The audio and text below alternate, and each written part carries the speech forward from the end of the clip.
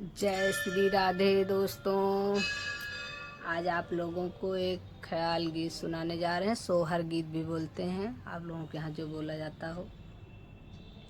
और आप लोग देखिएगा, सुनिएगा, कैसा लगा बताइएगा। उसके बाद आप लोग हमको सपोर्ट करिए, लाइक और सब्सक्राइब करिएगा। टूटल खटिया के पटिया ललन गिरे भुइया हे गोइया।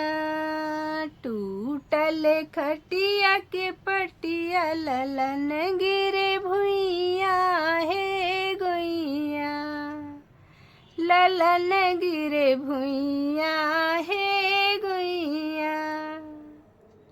मेरी मम्मी होती तो झाड़ के उठौती। मेरी मम्मी होती तो झाड़ के उठौती।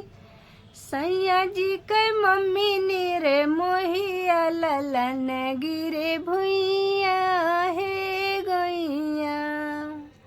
सैया जी के मम्मी नीरे मोहिया ललन गिरे भुइया हे गोइया। टूटल खटिया के पटिया ललन गिरे भुइया हे गोइया। ललन गिरे भुइया हे गोइया। मेरी भाभी होती तो झाड़ के उठौती। मेरी भाभी होती तो झाड़ के उठौती। सैया जी कई भाभी लीरे मोहिया ललन गिरे भुइया हे गोइया। ललन गिरे भुइया हे गोइया। टूटल खटिया के पटिया ललन गिरे भुइया हे गोइया। मेरी बहना होती तो दौड़ के उठौती। मेरी बहना होती तो दौड़ के उठौती। सैया जी के बहना नीरे मोहिया ललन गिरे भुइया हे गोइया।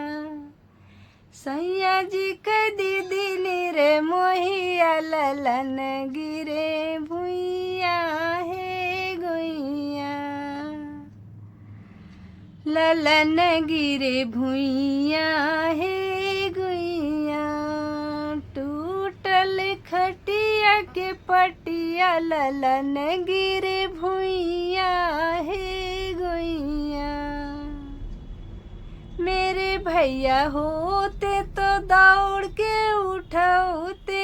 मेरे भैया होते तो दौड़ के उठौते। सैया जी के भैया नीर मोहिया ललन गिरे भुइया हे गोइया। ललन गिरे भुइया हे गोइया। टूटल खटिया के पटिया ललन गिरे भुइया हे गोइया। ललन गिरे भुइया हे